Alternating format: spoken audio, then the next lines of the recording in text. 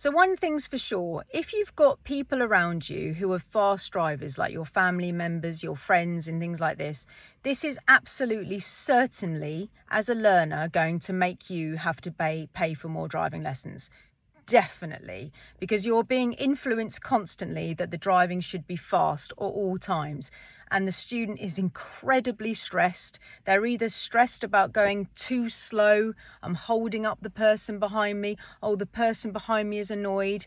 And if they're not saying that to me, then it comes out anyway when they're coming up to T-junctions brutally quickly, or they're coming up to roundabouts incredibly quickly, and then they can't work out what's going on, and then they slam their brakes on, and then we've got like way more chance of people behind us going into the back of you.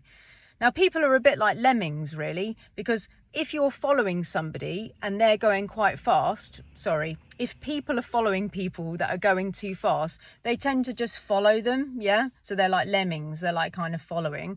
And then they're like, oh yeah, this person's got like, they know what they're doing, they're going really fast.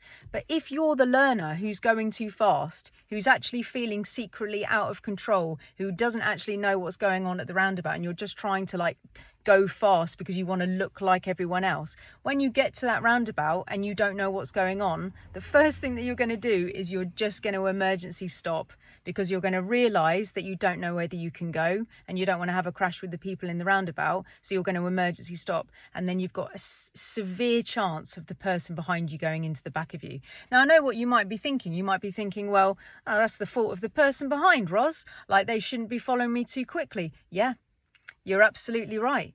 But your way of driving up to that roundabout has been so confident, and they've followed you and they've crashed into the back of you. And yes, you might be able to blame them, and yes, you might be able to claim all the damages, but you haven't got your car for like however long. And then you've got the whole process of going through like fixing it, which takes about 6 months. Like the whole process, like if you've damaged your shoulder or if you've got any whiplash, it's a flipping nightmare, right? You need to come up to things, and you need to learn things like stay in a stable way. You need to accept, I'm learning how to drive here. I can't just go out onto the road and drive like somebody who's got 40 years experience. I've got to learn this carefully. It's a bit like a game. You learn it carefully.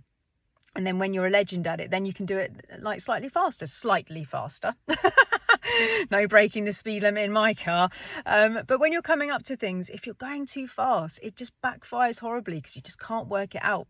And then you're just going to end up emergency stopping for things. I think I'm going to have to make a longer video about this because I've got more to say. But like, yeah, roundabouts especially, coming up to that too fast, you're just going to emergency stop because you can't figure it out. All right, guys.